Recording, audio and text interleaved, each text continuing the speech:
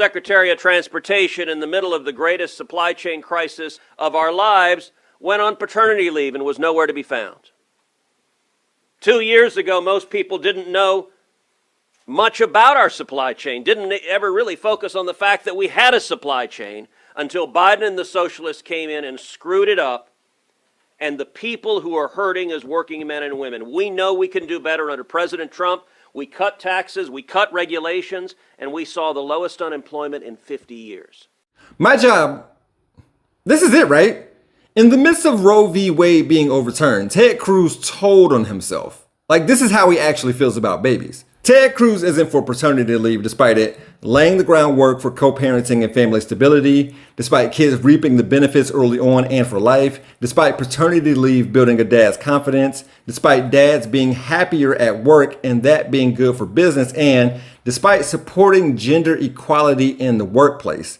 More on this in a minute. Pete Buttigieg has been on leave from his job since August after adopting a child. Paternity leave, they call it, trying to figure out how to breastfeed. No word on how that went. But now he's back in office as the transportation secretary, and he's deeply amused, he says, to see that dozens of container ships can't get into this country. I guess he just doesn't understand the concept of bottle feeding, let alone the concept of paternity leave. But what's really strange is that, this is from a side of the aisle that used to claim the mantle of being pro-family. As for the supply chain itself, look, I'm not an expert, but according to Recount, where I got this clip, the immediate cause of the supply chain crisis that began just after the pandemic hit was the sharp increase in the spending ability of the consumers. People couldn't venture out much due to COVID-19 restrictions and wanted to buy more goods for home and personal use. This led to more demand, but operations slowed down at all stages due to the pandemic. Plus, 1 million people died in just over 2 years. Some of the things that I would think a faith, family, friends, food, I don't know, some corny thing that Ted Cruz will claim to support and would have a sign of in his home near the live, laugh, love one in the kitchen that he surely got from Hobby Lobby. Ted Cruz complaining about Pete Buttigieg going on paternity leave and being, quote, nowhere to be found in the middle of the greatest supply chain crisis of our lives looks and sounds real weird when it's juxtaposed with Ted Cruz fleeing Texas for Cancun when Texans were freezing to death.